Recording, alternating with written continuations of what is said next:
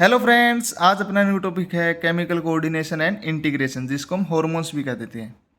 चलो एक नए टॉपिक के साथ हम शुरुआत करते हैं। इसमें अपनी सबसे पहले टर्म आती है एंडोक्राइन्स ग्लैंड्स।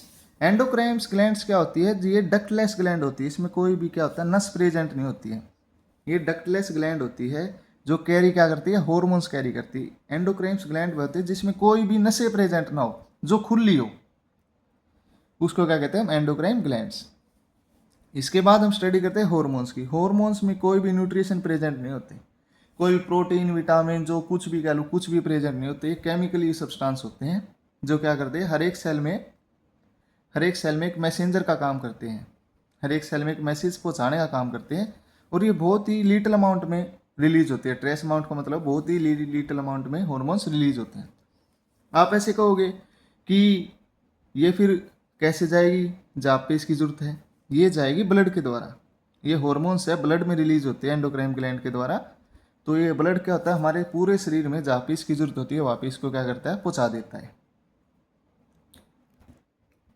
फिर होता है ह्यूमन एंडोक्राइन सिस्टम। जैसे इसमें बहुत तरह के हॉर्मोन्स होते हैं, जैसे ग्रोथ हार्मोन हो गया, रिलीजिंग हार्मोन हो गया, इनहिबिटिंग हार्मोन हो गया, गोनाडोट्रोपिक रिलीजिंग हार्मोन्स हो गया,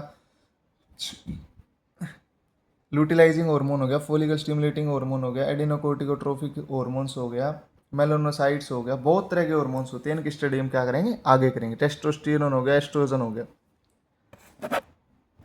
सबसे पहले हम देखते हैं हाइपोथैलेमस। हाइपोथैलेमस में हॉर्मोन्स की फॉर्मेशन होती है। जहाँ हॉर्मोन्स कहाँ बनते हैं, हाइपोथैलेमस थैलेमस में। ये फोर ब्रेन का पार्ट होता है। और इसमें हॉर्मोन्स कौन बनाता है? ग्रुप होता है न्यूरोसेक्रेटरी सेल्स का।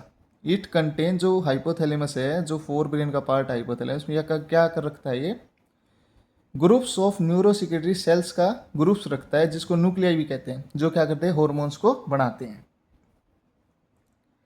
तो फिर जैसे हम देखते हैं, पहला जो पहले होता है रिलीजिंग हार्मोन जो हॉर्मोन्स को रिलीज करते हैं।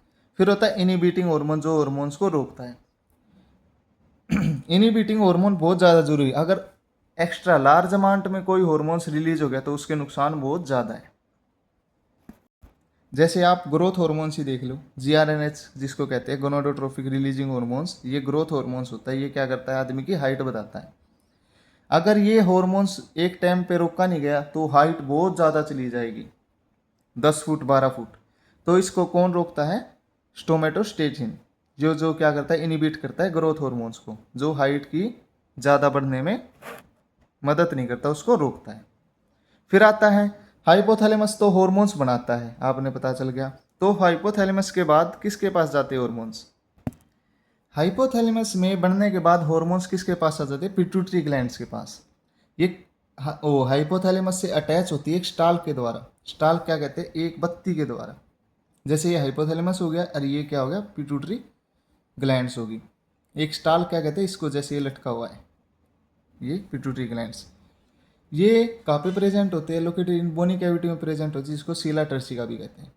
जो पिट्यूटरी ग्लैंड है, इसके दो टाइप्स होते हैं। सबसे इंपॉर्टेंट है ये, जिसको कहते हैं एडिनोहाइपोफाइसिस एंड न्यूरोहाइपोफाइसिस। एडिनोहाइपोफाइसिस को कहते हैं हम पोस्टीरियर पिट्यूटरी। जो पोस्टीरियर पिट्यूटरी है, इसको क्या कहते हैं हम? Adenohypophysis. और इसको क्या कहते हैं? Neurohypophysis. जो एडिनो हाइपोफाइसिस है, इसके दो टाइप्स होते हैं, pro distalis and pro intermedia. Adenohypophysis के दो टाइप्स होते हैं, para distalis and para intermedia.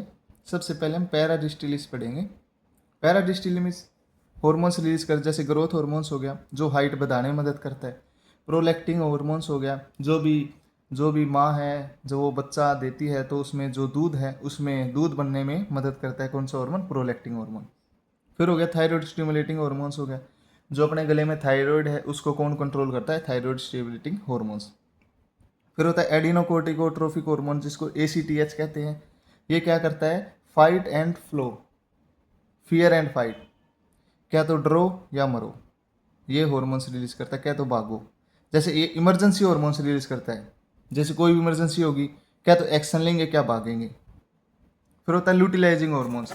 ये क्या करता है? मेल्स में ये क्या करता है? मेल्स में ये टेस्टोस्टेरोन से इंक्रीज करता है, स्पर्म सेल बनाता है। और फीमेल्स में ये क्या करता है? प्रेगनेंसी में मदद करता है।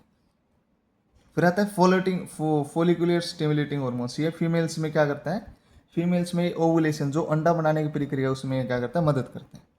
फिर होता है मेलेनोसाइट ना सॉरी फिर आता है इसका जो एडिनोहाइपोफाइसिस का सेकंड पार्ट है पैरा इंटरमीडिया। पैरा इंटरमीडिया जो पैरस इंटरमीडिया है केवल एक हार्मोन रिलीज करता है जिसको क्या कहते हैं, मेलेनोसाइट स्टिमुलेटिंग हार्मोन। ये मेलेनोसाइट हमारे शरीर में पिगमेंटेशन में मदद करता है। पिगमेंटेशन कैसे होगा, जैसे रंग हो गया, जैसे ब्राउन ब्लैक वाइट हो गया, इन रंगों में कौन सुधार करता है, मेलेनोसाइट्स, ये बनाता है रंग। फिर हम पार्ट्स देखेंगे एंटीरियर पिट्यूटरी के, जिसको हम क्या कहते हैं, न्यूरोहाइपोफाइसिस। ये दो टाइप्स के हार्मोन्स रिलीज करता है। पहला हो गया ऑक्सीटोसिन, दूसरा हो गया वैसोप्रेसिन। ऑक्सीटोसिन क्या किस चीज़ में मदद करता है, जब डिलीवरी के टाइम पे जब मादा बच्चा देती है उस टाइम पे ये जो बच्चा है उसको बाहर आने में मदद करता है, मतलब कॉन्ट्रैक्शन प्रोवाइड करता है यूट्रस में, जिससे बच्चा क्या कहता है, बाहर आता है। फिर आता है वैसोप्रेसिन।